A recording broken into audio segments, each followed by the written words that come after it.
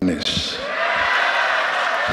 Saya tidak bicara tertutup, saya bicara di Dewan Perwakilan Rakyat Komisi 1, di mana semua partai yang mengusung Bapak hadir dan menyetujui yang saya ajukan. Assalamualaikum warahmatullahi wabarakatuh.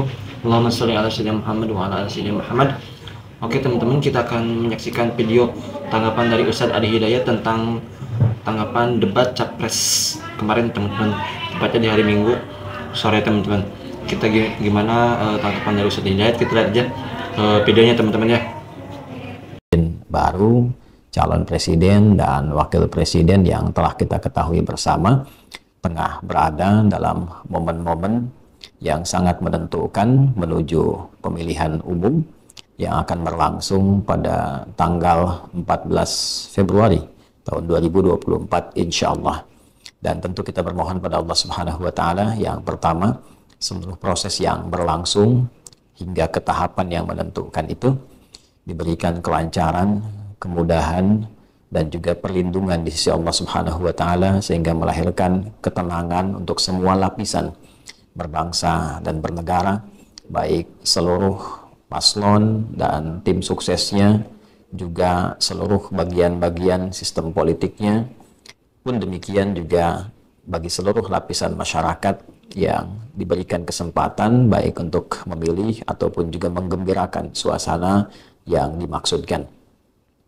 Pun demikian kita juga berdoa bermohon pada Allah Subhanahu wa Ta'ala, semoga seluruh paslon, baik itu nomor urut 1 ada Bapak Anies Baswedan dan Pak Muhaimin Iskandar, pun demikian nomor urut 2 ada Pak Prabowo Subianto dan juga Mas Gibran Raka Buming Raka, pun nomor urut 3 ada Pak Ganjar Pranowo dan Pak Mahfud MD.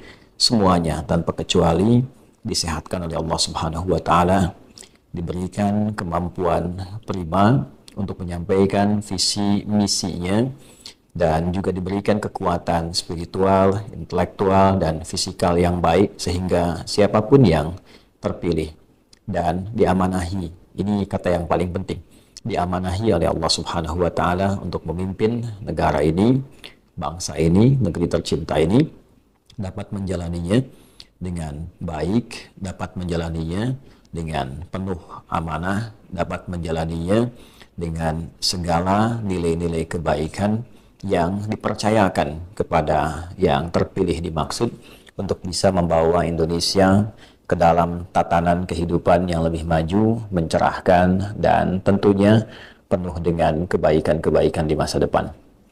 Dalam konteks ini, alhamdulillah kita bersyukur pada Allah Subhanahu wa Ta'ala, kita mendapatkan satu momentum yang difasilitasi oleh Komisi Pemilihan Umum melalui tampilan yang diberi nama tentunya dengan debat dari 5 sesi, bila kami tidak keliru yang direncanakan telah berlangsung sampai sesi yang ketiga, berlangsung di hari Ahad kemarin, bertepatan dengan tanggal 25 Jumadal Akhirah 1445 Hijrah, bertepatan dengan 7 Januari 2024.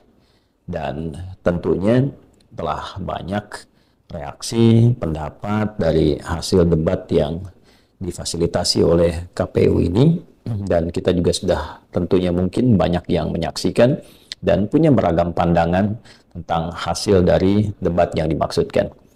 Dalam hal ini, izinkan kami sedikit memberikan, bukan penilaian barangkali, tapi urun rembuk bila diperkenankan, untuk memberikan masukan dari hasil dan juga perjalanan debat yang berlangsung dari sesi pertama, kedua Cawapres, kemudian ketiga ini Capres kembali, sehingga dengan usulan-usulan dan urun rembuk yang mungkin kami bisa sampaikan, bisa lebih meningkatkan kualitas proses penyaringan dan juga barangkali nilai edukasi yang sampai ke masyarakat untuk mengetahui selain karakter tentunya, tapi juga kualitas calon presiden dan wakil presiden kita, baik secara fisikal, kemudian juga intelektual dan spiritual. Tentu spiritual ini juga akan mencakup sisi emosional dan lain sebagainya.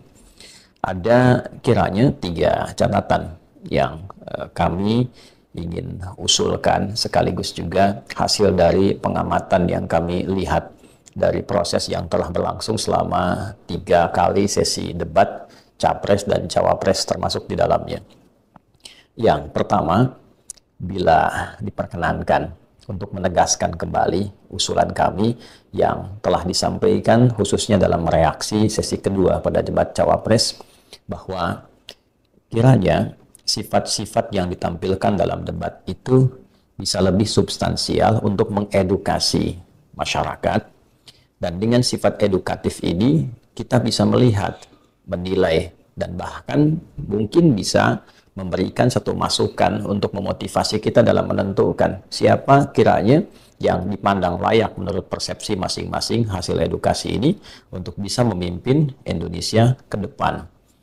Nah, dalam pokok ini, kami mengusulkan agar sekiranya panelis-panelis dalam debat itu bisa mewakili kepentingan-kepentingan masyarakat di daerah yang dulu pernah kami sampaikan bila ada 38 provinsi dibagi 5 sesi saja, tentu kita akan temukan 7-8 orang bisa hadir dan menyampaikan kebutuhan-kebutuhan masyarakat di setiap provinsinya, setiap daerahnya, sehingga real kebutuhan masyarakat Indonesia dari semua wilayah yang membentuk Negara Kesatuan Republik Indonesia ini bisa disuarakan dan bisa didengar pendapatnya dari para paslon itu untuk memberikan solusi.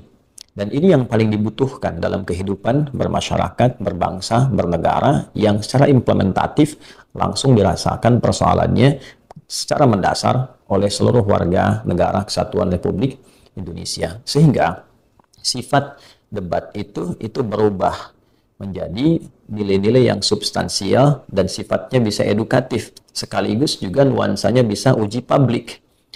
Nah, perbedaannya apa? Dalam konteks debat ini kami perhatikan sampai sesi ketiga, nuansa edukasinya begitu kecil. Yang ada itu lebih terlihat nuansa show-nya, tampilnya. Ya, kalau sekedar hanya ingin tampil untuk menunjukkan keunggulan, taruhlah misalnya dalam retorika atau misalnya beradu argumen dan lain sebagainya, memang sah-sah saja.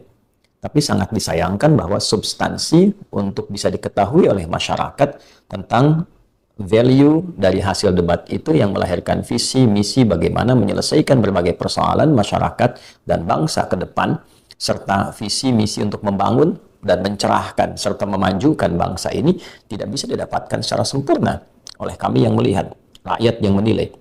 Yang kita lihat pada akhirnya yang dikhawatirkan justru adalah adanya sentimen-sentimen negatif baik antar paslon yang kemudian diviralkan, sehingga yang dikonsumsi oleh masyarakat itu bukan substansi visi misinya, tapi ketegangan-ketegangan yang ada dalam debatnya. Bagaimana paslon A, paslon B tidak bersalaman, bagaimana saling sentimen, bagaimana ini dan itu dan sebagainya. Dan ini tidak mengedukasi, tidak memberikan nilai positif untuk kami yang menyimak.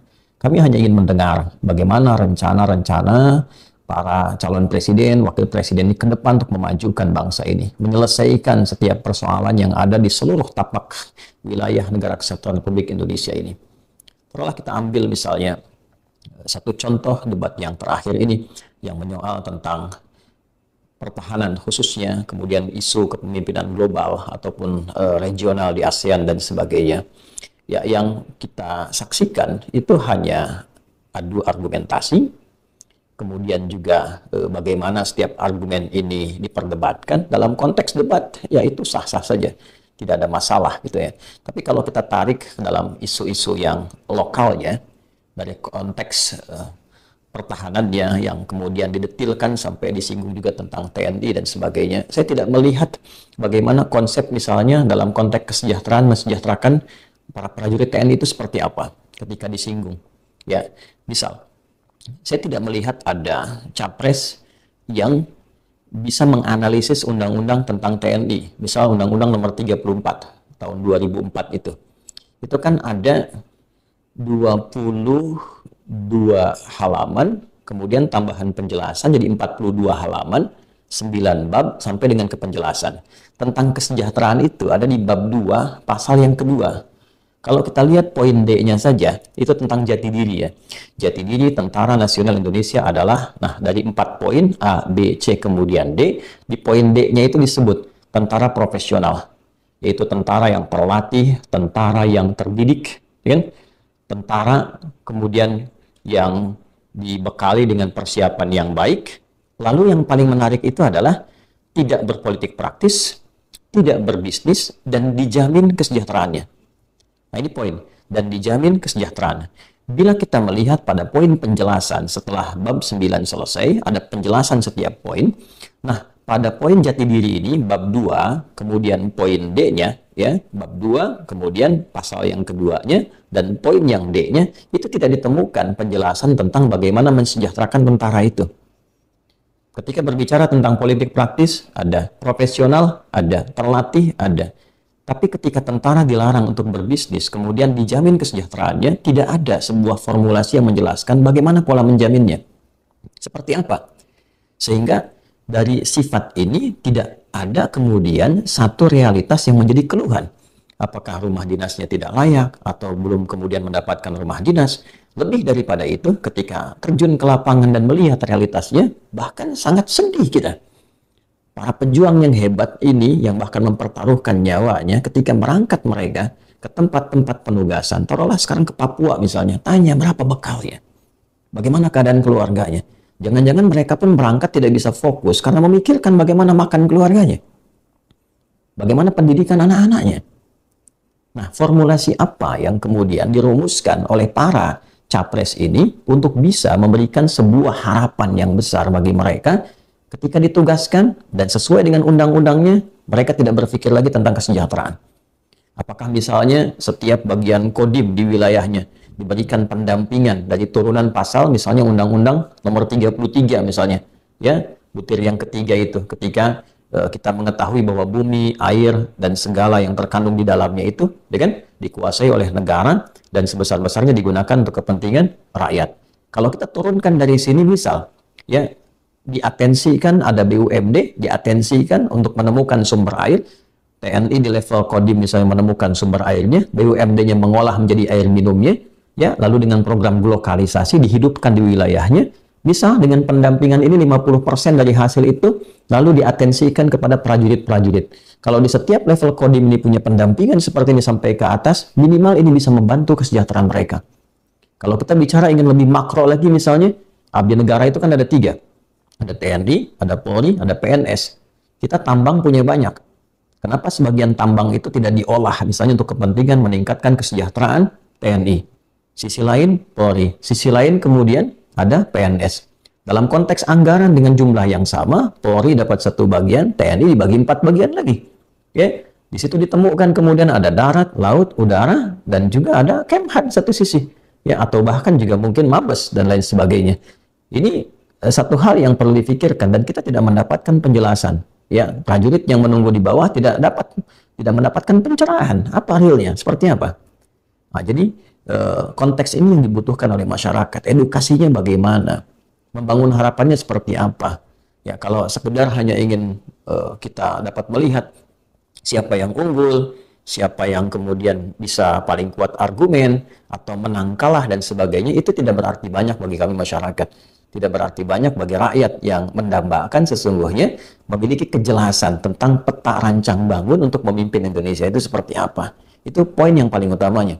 Ya, sehingga kalau saya komparasikan catatan kami atau usulan kami yang kedua itu, kembalikan konsep ini walaupun namanya debat, tapi dalam konteks uji publik. Ya, saya sangat tidak juga layak untuk mengatakan menyesalkan, tapi kalau boleh diperkenankan bisa direvisi gitu ya, konsep yang berlangsung oleh KPU ini, karena sayang ada 11 panelis pakar di bidangnya, tapi hanya ditugaskan untuk mengambil undian, ya, dan dengan undian itu jadi nomor lalu ada subtema. Ya, ilmunya tidak terimplementasikan. Ya, gagasan-gagasan atau mungkin dari wujud pertanyaan yang bisa diujikan kepada capres itu dan bisa dilihat oleh publik itu tidak nampak. Jadi mereka hanya formalitas datang, ngambil nomor undian atau subtema, lalu ditampilkan. Lalu kemana sisi intelektualitas mereka? Untuk apa dihadirkan? Kalau cuma sekedar ngambil nomor itu, ya orang lain saja. Sisi yang lain saja. ya kapasitas dengan mereka yang cukup luar biasa, kita tidak bisa mengeksplorasi. Dan ini sangat disesalkan pada titik ketika kita bandingkan dengan inisiasi lahirnya debat capres ini. Ya, kalau saya tidak keliru, teman-teman juga bisa cek kembali datanya ya. Ini kan awal debat ini, awalnya kan semi formal di tahun 1999. Saya masih ingat, saya masih di pesantren waktu itu di Garut, di pesantren Darul Arqam Muhammadiyah Garut. Tahun 1999, tepatnya kalau saya tidak salah hari Selasa, ya, tanggal 27 April tahun 1999, dan disiarkan waktu itu di SCTV. Ya, pada saat itu. Nah, kalau teman-teman saksikan, ini kan inisiasi yang kalau saya tidak keliru dibangun pada masa itu oleh Dr. Imam Prasojo, ya, Imam Budi Darmawan Prasojo kalau nggak salah nama lengkapnya itu, seorang sosiolog dari UI.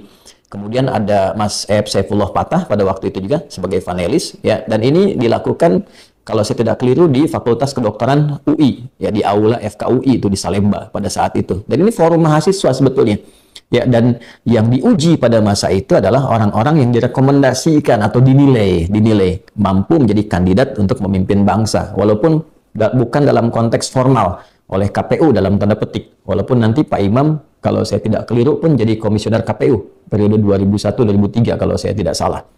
Ya, tapi pada masa itu seorang Amin Rais, seorang Kiai Haji Didin Hafidudin, termasuk juga Sri Bintang Pamungkas, pun demikian juga dengan Profesor Yusril Ihza Mahendra, itu hadir dan kami masih bisa menyaksikan, menikmati bagaimana seorang Ep Saifullah Fatah mengajukan pertanyaan kritis, ya, bahkan juga bisa, ya, dalam tanda petik, ya, menganalisis dalam dan tajam dan menyoal itu kepada Pak Amin Rais, lantas terjadi dialog dan kita bisa menikmati intelektualitas itu. Seorang anak sanawiyah, gitu kan, kelas 3 sanawiyah melihat itu dan bisa menikmati, dan kita tahu gagasannya, ya kan? Nah, jadi alih-alih hanya kita satu sisi, mohon izin tidak bermaksud mengoreksi atau tidak merasa hebat atau benar sendiri, bukan itu yang kami maksudkan. Yang kami ingin maksudkan, jangan sampai yang kami tangkap dengan fasilitas media sosial yang banyak sekali, yang sekarang sudah banyak diviralkan, bahkan dipotong-potong, masyarakat termasuk kami hanya menikmati sentimennya saja, bukan argumennya. Ini seakan-akan ini punya masalah dengan ini, jadi sentimen pribadi. Yang viralnya itu kok yang nggak tatapan, yang viralnya itu capture yang ya seharusnya nggak jadi konsumsi publik. Kalau sekedar menang kalah, berapa banyak sih yang nyimak ini dari debat ini? Berapa yang berpengaruh kepada masyarakat yang punya hak untuk memilih? Kalau dari 300 juta asumsinya penduduk Indonesia, misalnya 200 juta yang punya hak untuk memilih, berapa yang bisa menyimak debat ini? Ya, kalau ini sasarannya kalangan menengah ke atas, sayang kalau kalangan menengah ke atas hanya disajikan pertentangan sentimen, bukan argumentasi yang mengedukasi. Barangkali ini komparasi dari yang terjadi tahun 99 sampai sekarang 2024. Ya, sampai setelah itu kan terjadi pemilu kan? Ya, kalau nggak salah 7 Juni 1999, pesertanya 48 partai. Ya, kemudian PDIP saat itu secara partai unggul 33%, tapi presidennya kan Kiai Haji Abdurrahman Wahid Gus Dur, ya, itu perjalanan. Ya, sampai kemudian KPU secara formal baru mengadakan debat setelah itu, ya, 2004 dan seterusnya sampai dengan sekarang. Nah, tapi kualitas-kualitas yang kita dapati dulu, rasa-rasanya sekarang ada beberapa yang perlu diingat kembali sebagai penyegaran di masa lalu untuk menjadi landscape format debat di masa kini. Baik, dan pada catatan yang ketiga yang ingin kami sampaikan untuk semua, saya pikir sudah saatnya saya pribadi mohon berkenan dan dimaafkan dengan kalimat ini kalau belum berkenan, untuk menampilkan kedewasaan yang membangun kedamaian. Dunia bergerak begitu cepat, pertentangan di luar itu begitu luar biasa. Kita melihat bahwa dampak-dampak yang ditampilkan dari konflik global itu sangat berpotensi juga bisa memberikan pengaruh pada kehidupan berbangsa, bernegara yang sekarang kita banyak rasakan. Ya, baik yang sebagian telah disinggung, ya, secara materi, pengaruh-pengaruh dari aplikasi-aplikasi, gitu kan, media-media sosial yang tentu kita juga lihat dari perspektif yang lain sebagai ancaman-ancaman tersendiri. Nah, hanya yang ingin kami katakan adalah jika para paslon ini dan juga bisa dikatakan tim, ya, politik terkait yang berada di belakangnya membangun narasi-narasi yang lebih mengedukasi, menampilkan kedamaian. Ya, karena masyarakat itu ya bagaimana di atasnya. ya menampilkan kedamaian, bersifat lebih elegan, itu akan lebih nyaman ya diterimanya, sehingga itu bisa meredam gejolak. Jadi kalau Anda ingin mengatakan mari kita hadirkan pemilu yang damai, yang tertib, yang baik, maka mohon berikan contoh dari atas yang secara elegan bisa ditampilkan, ya, wawasan bisa dibangun, mengeratkan silaturahim, ya, tata krama dan adab digunakan dalam berdebat, semua saling berjabat tangan, bersilaturahim, kemudian saling tersenyum, masyarakat senang melihatnya. Setelah debat kemudian semua juga menghadap lagi, rakyat disajikan dengan satu kerukunan, contoh yang jelas, sehingga tidak ada kesan-kesan yang ditangkap di masyarakat, adanya ya satu gejolak-gejolak yang mungkin bagi sebagian pendukung itu bisa mereaksi dengan cara-cara yang tidak semestinya. Mohon izin bila saya menyampaikan bagian terakhir ini dengan porsi keulamaan yang kita sering dituntut untuk bisa mendamaikan masyarakat. Jadi kalau kami dituntut untuk mengajak masyarakat tenang, damai, sementara tokoh-tokoh di atasnya dan mesin politiknya tidak mengarahkan kepada sifat-sifat itu, lantas kiranya tidak mudah bagi kami untuk bisa memberikan hal-hal positif yang mendamaikan dalam kehidupan berbangsa dan bernegara. Saya kira itu poin-poin dasar yang ingin kami usulkan. Bila pun dipandang ada kesesuaian, alhamdulillah, semoga itu bagian dari petunjuk Allah yang bisa menjadi sisi positif dan bahan-bahan renungan kebaikan untuk kita semua. Bukan karena Adi Hidayat atau satu dua figur yang lain, tidak. Tapi kalau dipandang memang kurang tepat, jauh dari kapasitas, ya diabaikan saja. Toh mungkin ini hanya usulan-usulan yang dianggap kecil, yang mungkin tidak berdampak banyak bagi agenda-agenda yang telah disusun. Yang penting kami turut mendoakan, mudah-mudahan semua proses berjalan lancar, kita semua disehatkan, dibaikkan oleh Allah Subhanahu wa Ta'ala, dan lebih penting daripada itu, semoga siapapun yang Allah izinkan untuk memimpin bangsa negara ini bisa membawa negeri bangsa ini menuju kemakmuran yang mencerahkan dan berkemajuan untuk seluruhnya tanpa kecuali. Dan ingat, ini semua adalah amanah. Ini semua adalah amanah. Syarat menjadi presiden itu bukan ambisi, bukan keinginan menggebu, bukan hebatnya kita beradu argumen, bukan punyanya kita kekuatan materi, tapi syaratnya adalah ketulusan kita. Bagaimana kita mampu memberikan yang terbaik untuk negeri ini, bangsa ini, masyarakat Indonesia, dan lakukanlah ikhlas karena Allah. Karena pada suatu saat kedudukannya akan ditinggalkan, tapi hisab akan didatangi. Semoga Allah muliakan. Maafkan saya.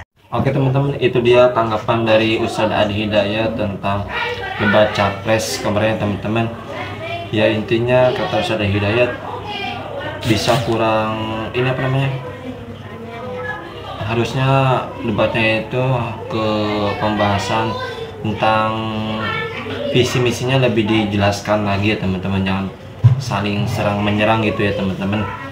Jadi intinya itu cuma masukan aja teman-teman. Semoga debat terakhir ini itu bisa lebih mengena lagi lah gitu loh ke masyarakat tentang visi misinya, bukan hanya ya tentang masalah pribadi kayak gitu ya teman-teman ya. Oke, intinya itu tadi tanggapannya. Kita doakan Ustadz Hidayat sehat selalu, yang nonton juga sehat selalu, saya juga sehat selalu, semuanya diampuni dosanya, kita semoga panjang umurnya, amin ya amin. Tolong di Al-Fatihahkan ya supaya dikabul. Oke, Al-Fatihah. A'udzubillahiminasyaitonirrajim. Bismillahirrahmanirrahim. Alhamdulillahirabbil alamin. Rahmanirrahim. Maliki yaumiddin. Iyyaka na'budu wa iyyaka nasta'in. Ihdinas siratal mustaqim. Shiratal ladzina an'amta 'alaihim ghairil maghdubi 'alaihim waladdallin. Terima kasih teman-teman. Assalamualaikum warahmatullahi wabarakatuh.